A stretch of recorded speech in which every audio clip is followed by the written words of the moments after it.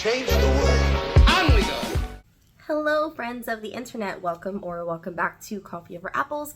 My name is Steph. These are the stinkiest books that I read this year. There's not too many just because this was my lowest reading year in a long time.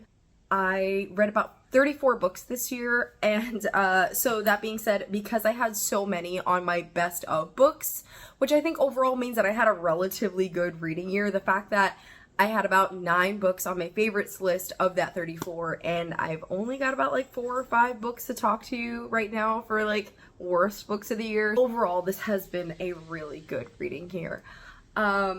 I'm gonna preface this by saying that thing that everybody says, which is don't take this personal.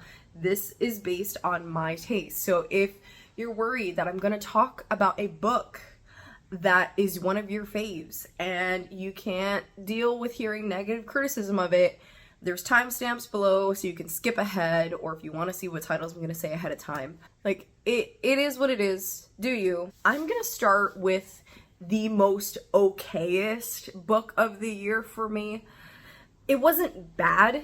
Like, there's just like one book, or maybe 2, whatever. There's like not a lot of books that I ever genuinely say, oh, this is like genuinely bad, right? There's probably like a handful of them in my entire life that I've been like, if I could give this negative 5 stars, I would, right? But this isn't that. I enjoyed it. But because, again, my list is so sparse and I like wanted to at least talk about a couple things, so this wasn't gonna just be an entire rant review about my least favorite book of the year. I'm gonna talk about this because it was just a disappointment for me. And I know that this is pretty popular, so again, don't take it personal.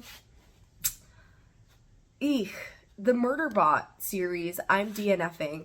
I read these as the picks for the sci-fi book club that I run, and everyone else loved it. Everyone else had a good time. This just wasn't for me. And it's not that it was bad. It was okay. It was fun. It was interesting, but I wanted more. And I don't feel like it went as far as I would have liked to. I think the real hindrance of this for me is that we are not getting enough from just being in Murderbot's perspective. Now, I was told by some people that continued, shout out to Josh, that like eventually I think we get other POVs in other books, and that this could potentially be a better read if it was like these 2 books, these 2 novellas were one book, because then more would have happened and we slowly start to get more characters in the second book. But it's like all coming from Murderbot's perspective, and because the way that they are an unreliable narrator, I wasn't vibing. It was important that we know what they're thinking and what they're not thinking, but it just wasn't enough for me to see like, okay, what are other characters doing or thinking about the way that Murderbot is acting, because not necessarily all the time are they saying what I think needs to be said, especially because of like the social anxiety and the awkwardness. And it's like, okay, those things are important. Let's work through those things. But they necessarily are struggling with like recognizing what it means to be challenged about those things and how to develop social skills. I mean, they're working through a lot, but again, it's just like it was not coming through in the way that I wanted it to. The challenges weren't being presented in the way that I think they could be, and because we're entirely in one POV and that character is already struggling to like register those things, we're not seeing how other characters on the outside could necessarily like assist with that growth. I think those things may be resolved in the future, but I am not interested enough in the series to want to continue to find out. So I'm DNFing this series, and I'm pretty disappointed about that. Again, what did I give this? I might have given this like 3.5 to 4 stars. So again, wasn't bad. I would suggest it to a lot of people, but for me, it didn't do enough. It's the okayest book of the year for me. Now, this next one was a complete disappointment because I really liked the last book that I read by this author. Certain Dark Things by Silvia Moreno Garcia let me down. I hated this ending. Like, it was such a good setup. It was a noir vampire book set in Mexico City. We have vampires from different parts of the world. There's actually like a glossary in the back for vampires from different continents, and like the way that those vampires function are real in here. But it was supposed to be, the romance thing just did not work. I did not like the decisions that were made. Our main character deserved so much better. I was so disappointed in the ending, and the way that things wrapped up were so unsatisfying for me. It immediately went from being a ton of fun with really high expectations to just falling super flat. And that's a disappointment, because I feel like this could have been something great. Now, I will give the author a lot of grace, because it is mentioned in the beginning that this was a novella or like a short story or something that they had written either when they were debuting or like pre-debut, and they kind of took the story and reworked it to become a full published novel. And it reads like that. It reads like vampire fanfic, and there were other characters in here that deserved to be fully flushed out, like the detective in this like detective noir.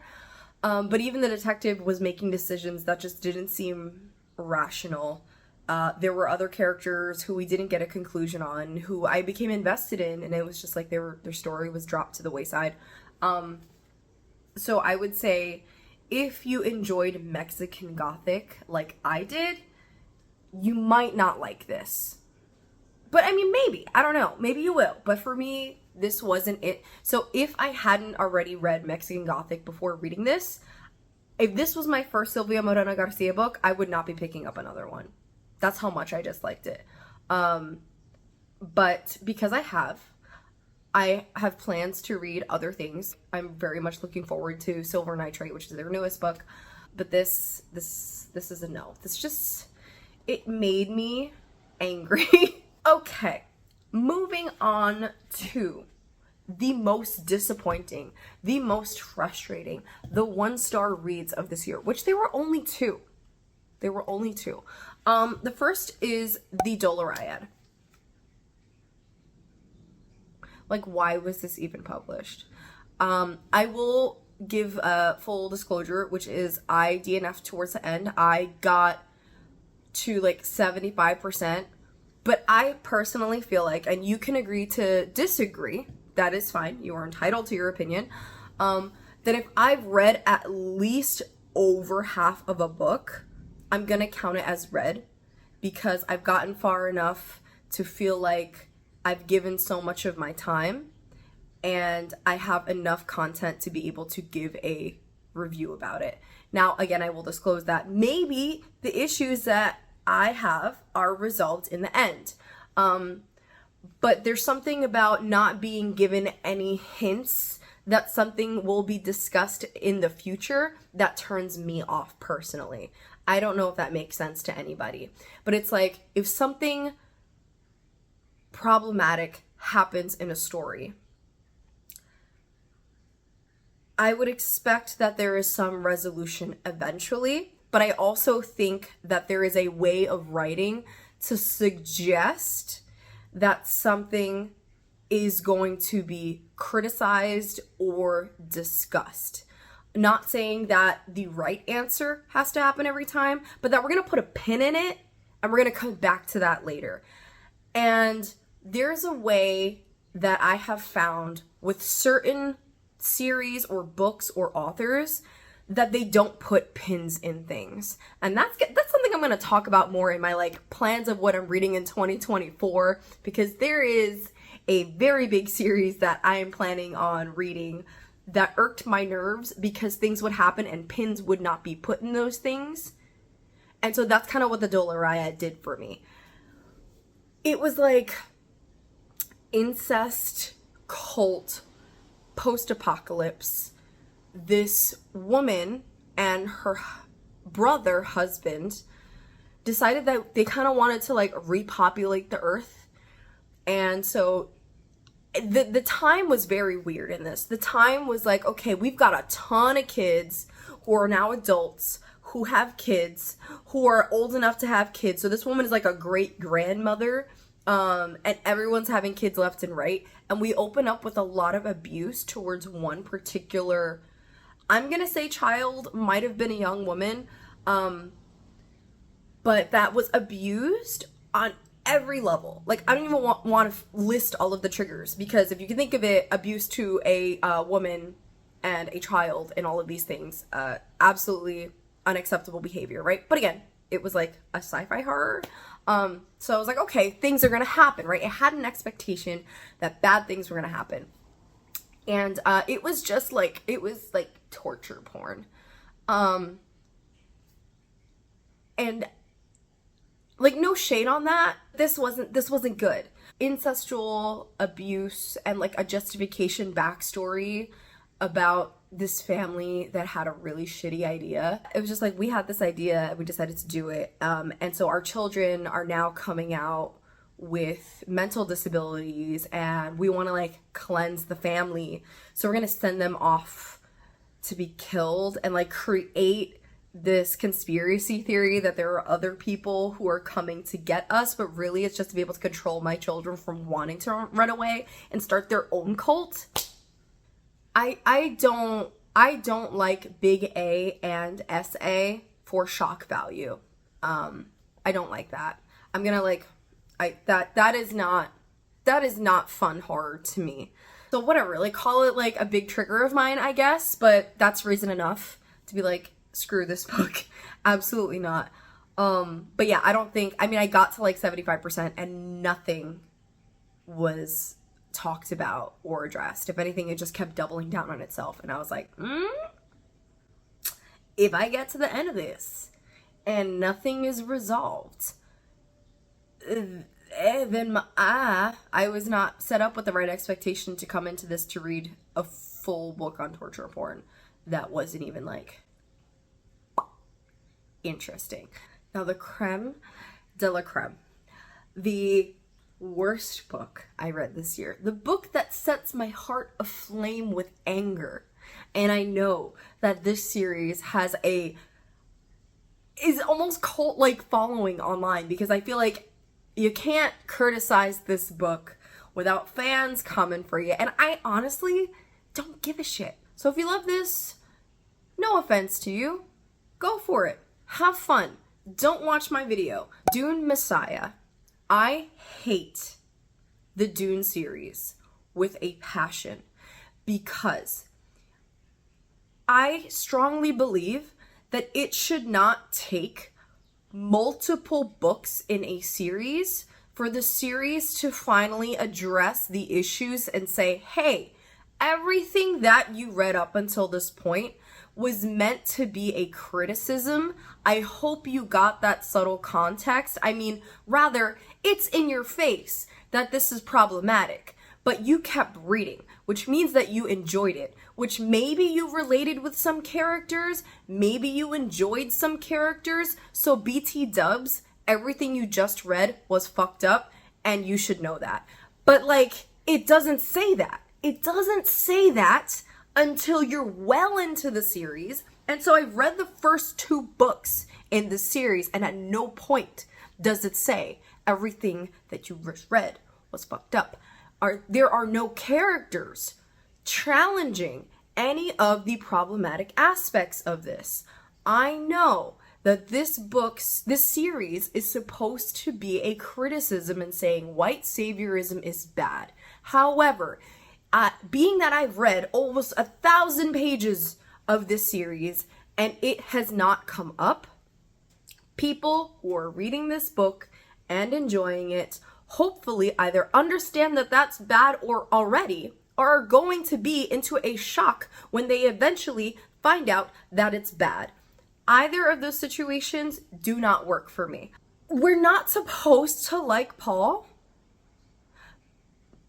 but everyone I talk to who likes who likes Dune, right? I mean, I have friends and people that I know who are just like, we're okay with Dune as a series and fuck Paul, which is fine. But if you like Paul, then we're missing the point, right? And how can I continue to read a series with a main character that is so insufferable? Because everyone around this character adores them, right? And so it's like, I'm reading 1,000 pages, and again, I'm saying 1,000 pages because I'm combining books 1 and 2. 1,000 pages of everyone kissing Paul's ass, and like, this is supposed to be entertaining? I'm not entertained. I'm really annoyed. I'm really bored. I see what you're trying to do. Can we move on? And we don't. We don't move on. And I'm like, I don't want to do this anymore. This was so misogynistic. A lot of female characters came to the forefront in Dune Messiah. Chani, who is finally, at some point, Paul refers to Chani as his, like, wife, because that's who he is in love with. She is one of the Fremen from book 1. And she is also the, like, character who is told at the end of book 1, sorry, not sorry for spoilers, because, again, I'm talking about book 2, so if you don't want to hear them, like, I suggest you go. Who she's told at the end of book 1, like, you will take a back seat in the spotlight, but always know that you are his true wife. And it's like, okay, now he wants her to be his, like, true wife, but then he's got his other wife for political reasons, and her entire motivation in this book is to have a baby. All of the women around him solely function, except for his sister. I'm gonna get to his sister in a second. All of the important women in his life solely exist to have his baby, and that's freaking annoying. Also, that he is imposing that he knows what's best, but like, during book 1, his mom had to teach him politics and like help him become accustomed and attuned to how the world expects him to act, and he's always supposed to know what's best because he is able to see the future. He knows exactly what's going to go down. And because of that, he's able to, on many occasions, he has conversations where he's like, you know what? This isn't a good idea. I don't like what's about to happen. I don't want to do it. I really don't want to be here. I really don't want to do these things. So I'm going to try not to do them, even though I know it's futile because I can see the future. And whenever he was like, maybe I should just leave, I was like, maybe you should. Maybe you should. Maybe you should just go. I would love nothing more than for you to just leave. And the story becomes so much more interesting. Like, what happens if you just say no, Paul? But he says yes. To stupid shit. The only time he really says no is when his wife for politics, again, I'm saying that because I don't remember her name because I really don't give a shit.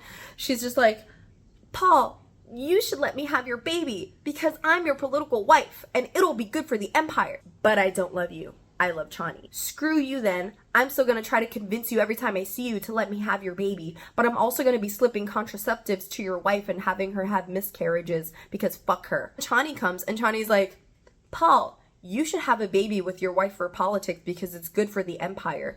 And you are like the one that is prophesized. So you have to do these things. No, I don't want to do them. I know the future that is to come and I don't want to do this. I'm still going to fight to be my own person. Well, I'm going to make the ultimate sacrifice as your wife of love to tell you to do what is right for the people.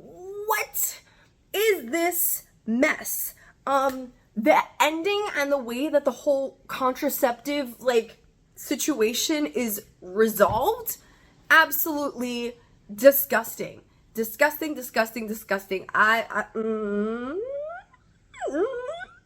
And his sister, who I actually really liked, which is probably why at first I gave this a 2, but then I downgraded it to a 1. Everything that she would do, he would counter, which again, I think is like, if you can see that that is bad, right? You would know that he is being manipulative and like abusive in a way to his sister, because she also is aware and has these like innate abilities to do incredible things.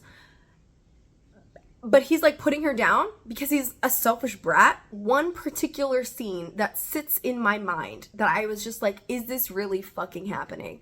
Where his sister is doing a training challenge and she gets like, she keeps going faster and faster and faster, and she's like doing this knife thing, and she surpasses Paul, or she's about to surpass Paul by like going higher and higher on this training scale. And then he comes into her room unannounced and turns the shit off and is like, I'm not gonna let you continue because you could get hurt. And she's like, but you surpassed everybody else and you made it out just fine. I think I can do it. Why not just let me do it? And he goes, no, it's too risky. But it's like, dude, you risked yourself. Why can't she do it? Also, she's naked. Like, why is he coming into his sister's room unannounced and having this full conversation? A conversation that continues about his political decisions and how, like, he's kind of, like, putting her in her place, quote unquote. Why is she naked? And he makes a passing comment about, like, his sister's body, thinking to himself, oh, she's becoming a woman now. Like, why? Why is this a trend? Because it was in book 1 too. In book 1, the villain was both a pedophile and gay. Like, that was the motivation for hating him. If that doesn't tell you what I'm trying to say, I don't know what else to tell you. That in and of itself never gets resolved. That is it. Like, if that one sentence doesn't irk you as much as it irks me, we can agree to disagree. I solely keep, where is it? It's right there. It's right there. I only keep book 1 on my shelf because of the intense annotations that I did. And every time I have a friend who comes over and says, Dune is great. And I'm like, where? Show me where. Show me how. Okay. All right. I hope that if you made it this far, thank you so much. Let me know what your worst books of the year are. And if you agree with me on any of these, please consider subscribing. Anyway, I post videos whenever I feel like it. I will catch you later. Bye. On we go. What's it making, Mr. Wonka? Mr. Wonka work the factory.